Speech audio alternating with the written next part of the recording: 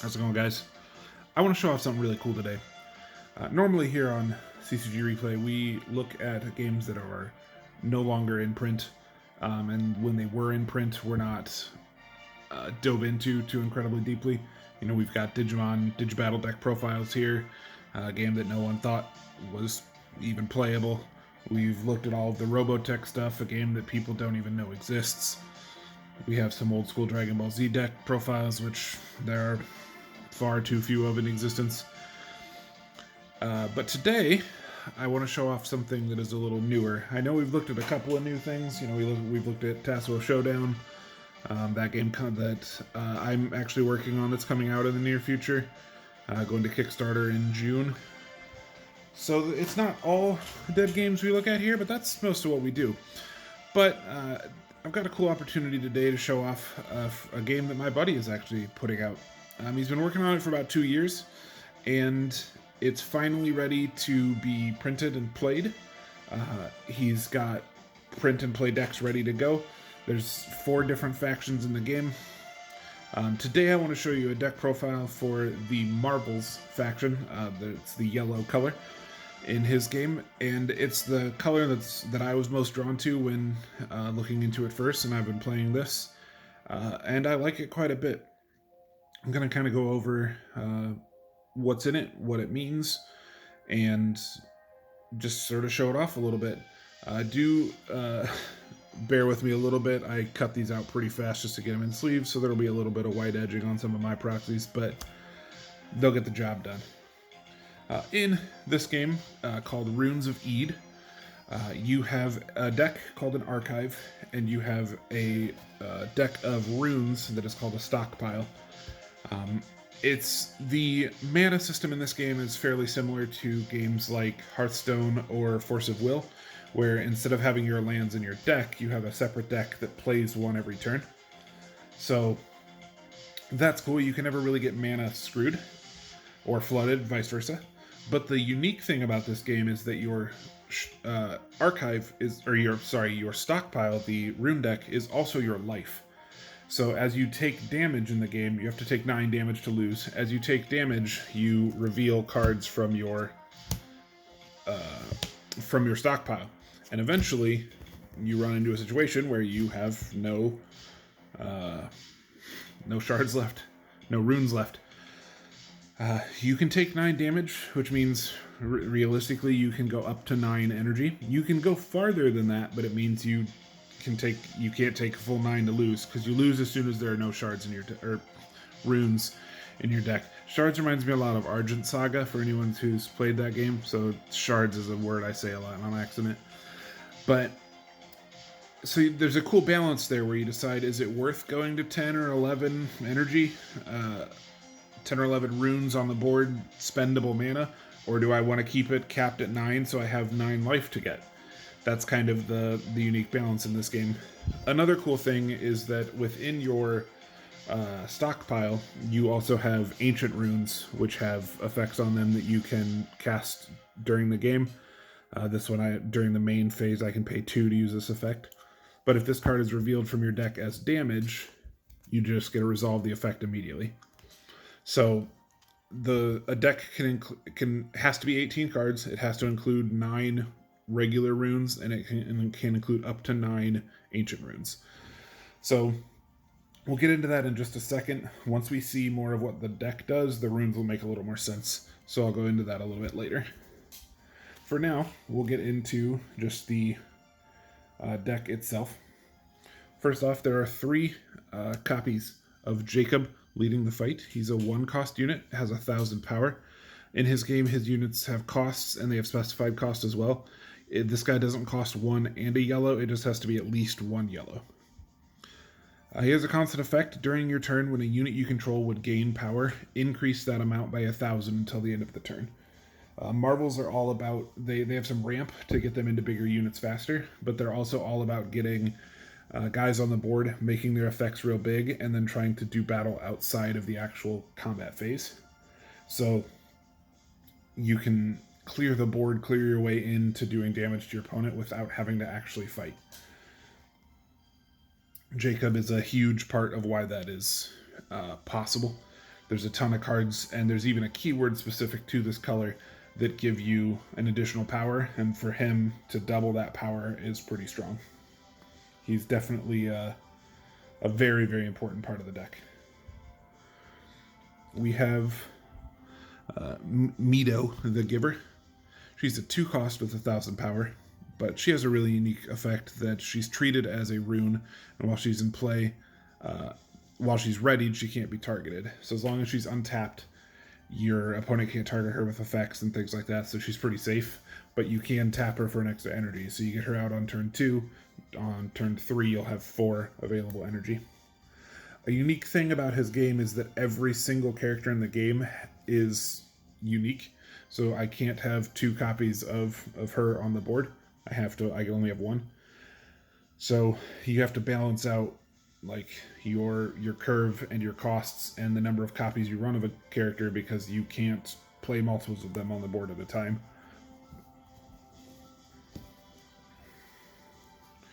We have 3 copies of this character, Rhea, Potential Unlocked. She's a 2-cost. Focus on her. When you play a unit with a higher power, this card gains 1,000 power. So she pairs real nicely with Jacob. So you have a Jacob on the board. You play her out. You play a bigger character. Then she gets 1,000 power, which is permanent. He gives her 1,000 power till the end of turn. And then she has critical, so her attacks do 2 damage instead of 1. Another cool thing that happens a lot with this deck is that if a character ever gets to 5,000 power, they automatically get critical even if they don't have it. And there are a lot of characters in this deck that don't have critical but will get there. So that becomes a very powerful thing as well. She's a really cool unit. I find that she's a little hard to set up sometimes, but if you can get her out early and then just kind of build around her, build your army of marbles around her, she can get really gross really fast. And that's not a once per turn effect. So if you can get her out on turn 2 and then get a couple of bigger guys out the next couple of turns, she just keeps getting bigger. And if you can have Jacob turn 1, then it just grows very, very quickly.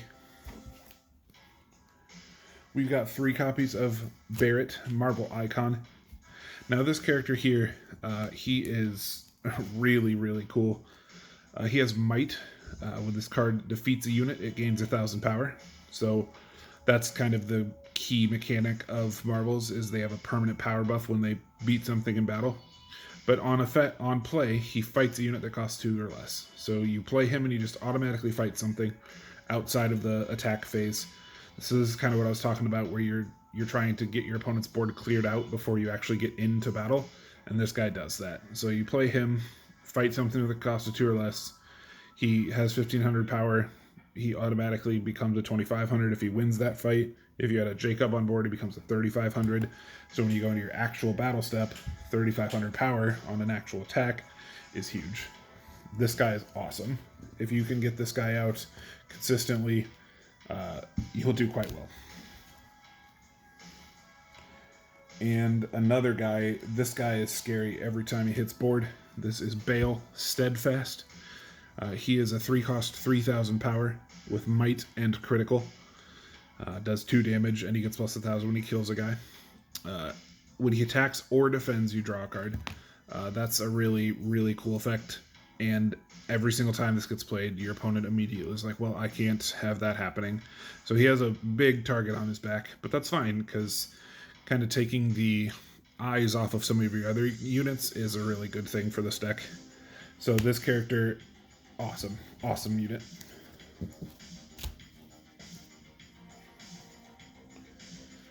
We have 3 copies of Kelchin, the Marvel Ancient. He is, in the lore, there's a couple of Marvel gods that exist, and he is one of them. He joins their fight to help them, and does quite well at doing so. When he's played, target unit gains 1,000 power and Might until the end of turn. So, give something 1,000 power. If it kills something, it gets permanent 1,000 power. If Jacob's in play, it gets 1,000 power till the end of turn. You can see how that kind of ramps up. And you can target himself if there's no one else to give it to. So you play him 2,500, he becomes 3,500 until the end of turn. Has might, becomes a 4,500 if you have Jacob in play. It's powers up quite quickly.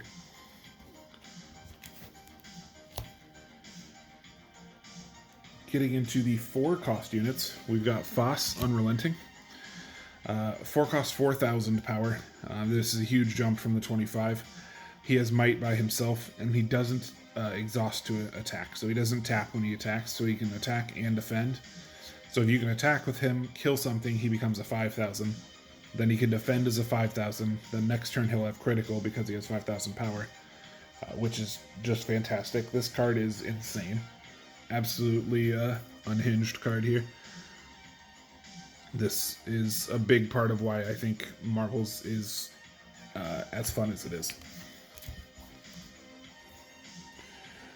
We've got one more 4-drop in this deck, Jed, the Marvel Caretaker. When he's played, you can target unit. Target unit gets 1,000 power until the end of turn and fights target unit. So, just like the rest of the effects, beefing a guy up, getting to battle outside of combat, very powerful. And then when he's removed, you get to play a rune exhausted, so he even ramps you when he dies. Awesome card. Awesome card. I have really bad luck with this card. I always seem to draw this guy when I have like 8 runes already and I don't need another one. But if you can get this guy out early enough, turn 4, turn 5, and get a ramp ahead a whole nother turn, in addition to having your 2-cost kind of mana dork here, you can really kind of run away with the options that you get. Our first 2-copy card, we run Bale Transcendent Marvel.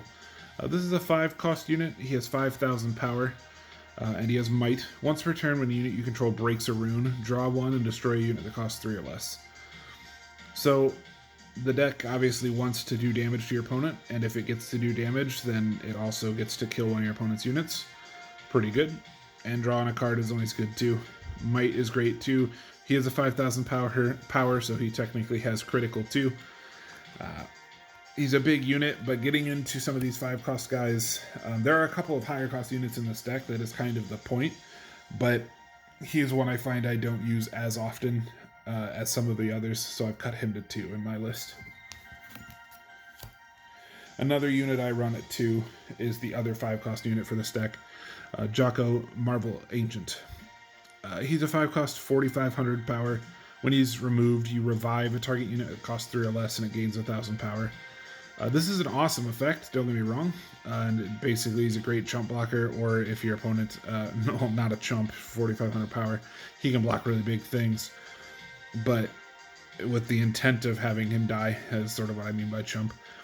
But getting a guy back who can then power up again and keep going in their turn is really, really powerful, don't get me wrong, but again, as you see from the rest of the deck, there are spots where we have to make a couple of cuts, and this is the spot I found that feels the best for me.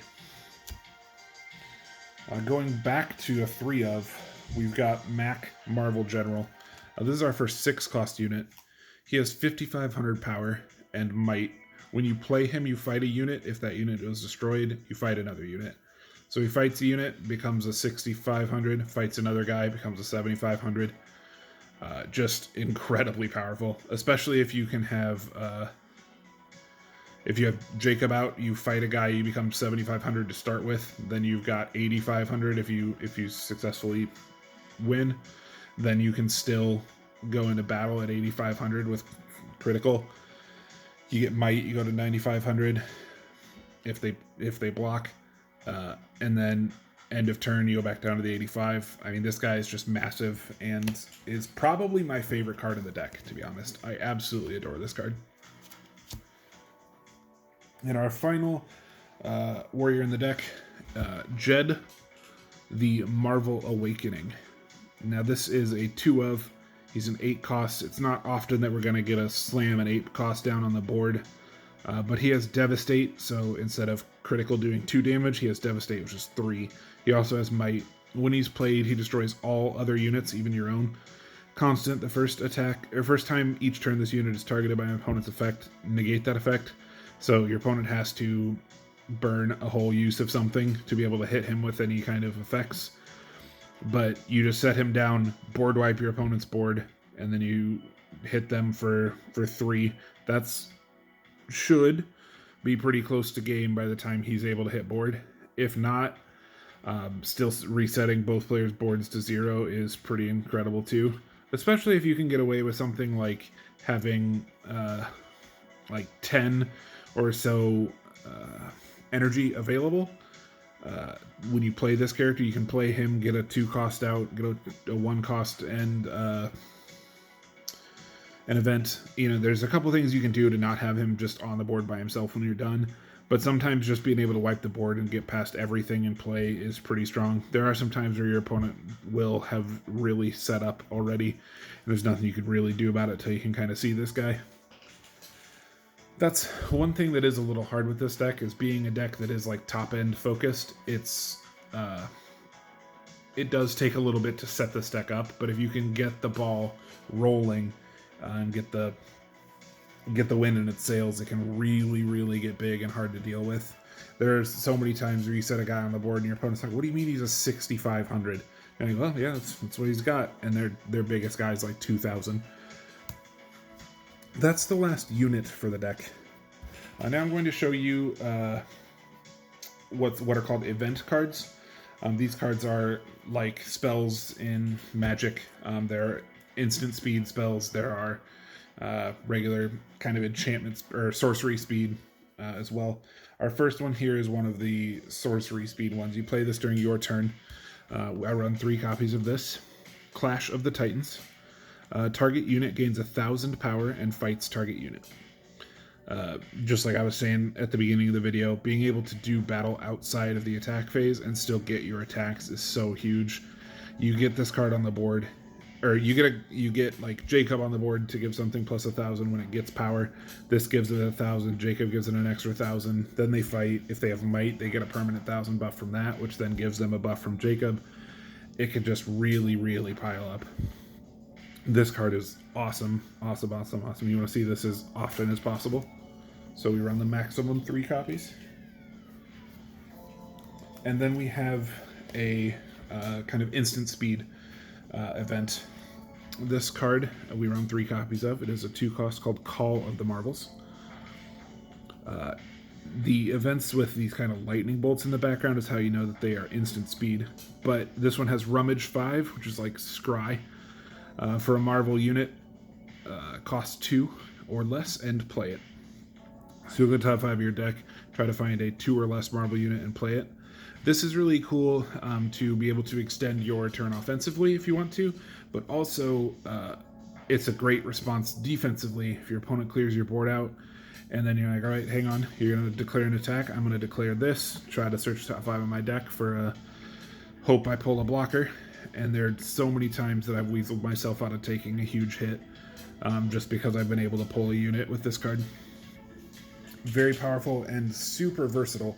Being able to use it offensively when your opponent thinks you're done with your attacks and they're like, all right, I'm going to use my last blocker on this guy. And then you're like, okay, cool. In response, I'm going to play this to get 1 more attacker and just can completely blow minds. So I absolutely love this card too. That is it for the actual Marvels cards that I include in this deck. This game does have a couple of kind of like colorless cards as well that I do run as a little bit of support. I run 2 copies of Rune Robber. He's a 3 cost 2,000 power. When he's played, you exile 2 cards from any discard pile. When he's destroyed, you draw 1, drop 1. So draw a card, discard a card is fine when he dies, but mostly I run 2 copies of this card because this deck's biggest problem, it's the thing that's hardest for it to compete with, is the blue deck with the Intellects. They have this effect called Mastery that they get to, when they use an effect, they get to tap your units down. And part of why this deck is good is you build this wall that's too big for your opponent to get through offensively or to defend against defensively. And if they're just tapping all your units down, it doesn't matter. They have a lot of cards that will buy them back events out of their discard pile. So if we can get this guy out and pull those exile those events out of their discard pile so they can't pull them back with other effects, you can really slow down the amount of times you just get dunked on by Mastery. Mastery is still a pretty hard counter to what this deck is trying to do, but this card has helped tremendously. And the last card we run in the main deck is called Rune Shift.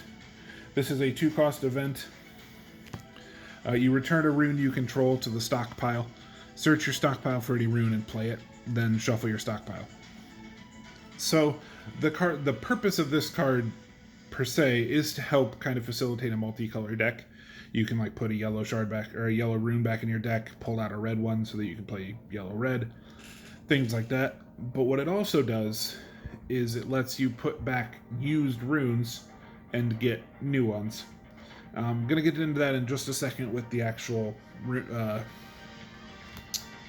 stockpile deck, and we'll have that make a little more sense. But for now, this card is awesome and can really, really change the flow of the game. This is a really, really recent ad. I hadn't considered running this at all for a long time because I wasn't playing multicolor, but then once I read it again and what it actually did, being able to pull a rune, use it for its effect, and then put it back and go get something else to replace it with, which means I also get another like life trigger. Very, very cool. And I'm going to leave this kind of visible here as we go into the rune deck. Now, there are 9 just generic Marvel runes. You're required to run that, so we have those. Those are not a surprise. But we have 3 copies of the main 2 Ancient Rune. During your main phase, you can pay 2. Marvels that cost 3 or less can't be targeted until the start of your next turn. So just building yourself some untouchable units while you kind of establish your board state is very powerful and really important. Losing those support units, losing Jacob or losing Mito early can hurt really, really bad. So having an effect like this is really powerful. We've got 3 copies of this one, which is the main 3 rune. During the main phase, you can pay 3 to restore a Marvel event that costs 2 or less. That means add it back from your discard pile back to your hand. So you can add that card that fights a unit and gives 1,000 power. You can add that card that plays a 2-drop from the top 5 of your deck. Just powerful card. And I mean, we run around the 9 ancient runes. This is my least, I think, the least important of the 3, or at least is the. I don't know. That still isn't even true, because getting to use Clash of the Titans multiple times is really, really cool. Being able to just free 1,000 power, probably 2, because Jacob normally stays in play, and then just fight something outside of combat to probably get might and continue anyway is really strong. So it's not even that this one's not that good, it's just that the other 2 are really cool. And the final one is the main 4 rune. Pay 4, a target Marvel that costs 3 or less gets 3,000 power. That is a permanent buff, so they get 3,000 power. Jacob would make it 4,000, or at least till the end of the turn it'd be 4,000, 3,000 permanently. And if you can get something like this out, and then also get to fight a guy to give 1,000 power and fight, and then you can do that math in your head. That it just piles up so incredibly fast. But that's it for the actual runes. Now, the point of this. So when you use an Ancient Runes effect, you have to flip it face down to show that it's spent. Once you've done so, it's considered to just be a regular rune.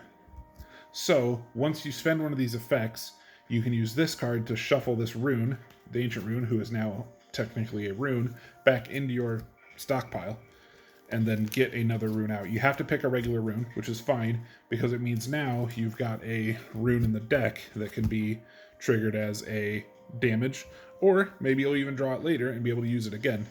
So being able to use these effects more than the 3 times you're given is awesome, and it's also really nice to be able to give yourself some life triggers back.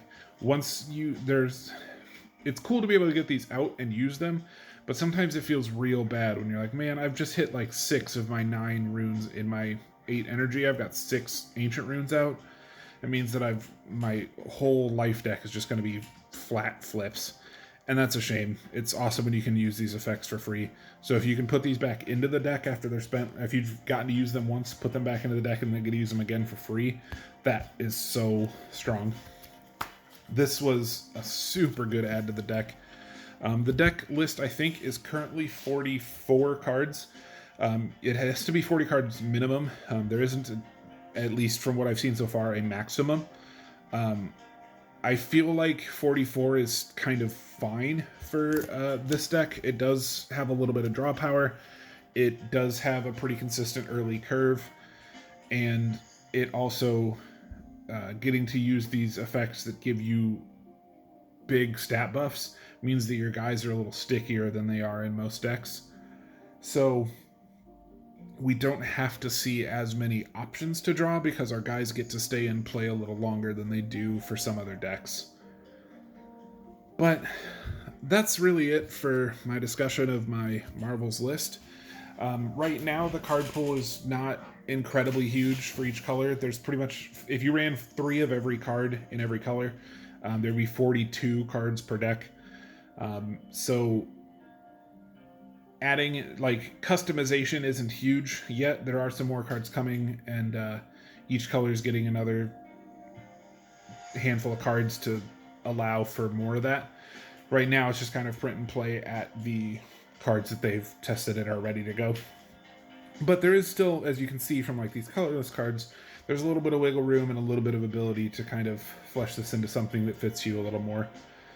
There's a red deck, the Savages, which plays like you'd expect a red deck to play. Aggressive little guys, they play tokens. They have essentially haste. It's called Rage, so they can attack the turn they're played. And they just kind of go wide on the board and try to swarm you early. There's Intellects, which have a lot of control, counterspell, tap, stuff like that. They're blue, very blue, very blue effects. And then there's also the Mystics, and they're purple. They work a lot like black in Magic would.